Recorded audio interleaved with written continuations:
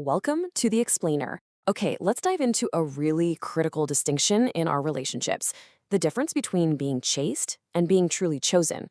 One feels like a conquest, and the other, well, that feels like a real connection. Let's get into why that matters so much. It's a subtle but really powerful feeling, isn't it? On the surface, being chased and being chosen can look almost identical. Lots of attention, lots of focus on you. But the emotional reality, they are worlds apart. And understanding that difference is absolutely key to building healthier, more fulfilling connections. All right, so first up, let's talk about the chase. It's a dynamic most of us recognize, that feeling of being intensely pursued. But what's really going on beneath all that effort and all that attention? So the chase is defined entirely by the other person's actions. It's all about their effort, their grand gestures, their persistence. When you think about the psychology here, the focus isn't really on a mutual connection. It's more about an ego-driven attempt to win. And this is exactly where the feeling can start to sour. I mean, initially, all that attention feels great. It's flattering, right? But over time, it can begin to feel less about you as a person and more about the game itself. It can become suffocating, making you feel a lot more like a prize to be won than a partner to be known. Now, let's flip the script and contrast that with the power of being chosen. This is where the whole dynamic shifts, from frantic action to pure, simple intention. Being chosen isn't about that almost desperate energy of a chase. It's a calm, intentional decision. It's a mutual selection, and it's rooted in a genuine appreciation for who you are, at your core, flaws and all.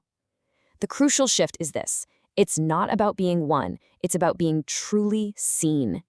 And the emotional difference here, it's profound. It's not just a nice feeling, it's deeply validating and empowering. You feel like a priority in their life, not just a goal on their to-do list. There's this incredible sense of being wanted for who you are, not just for the thrill of the pursuit. So why does this distinction matter so much? This isn't just playing with words. This difference is absolutely critical for the long-term health and happiness of a relationship. Let's really break this down. In a chase, the entire focus is external. It's all about what the other person is doing to get you. Your role becomes passive, kind of like a prize.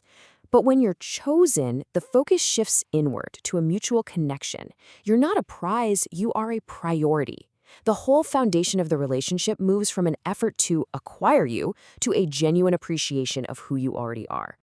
And that gets to the absolute core of it: mutuality. This isn't a one-way pursuit. When both people are intentionally choosing each other, not just once, but every single day, that's what builds the bedrock of a strong, respectful connection. It establishes a true partnership from the very beginning. And that foundation of mutual choice is what allows for real intimacy and trust to grow. I mean, you can't build deep trust when you suspect you were just a challenge to be overcome, right? But when you know you were seen and chosen, that's when vulnerability and real connection can finally thrive.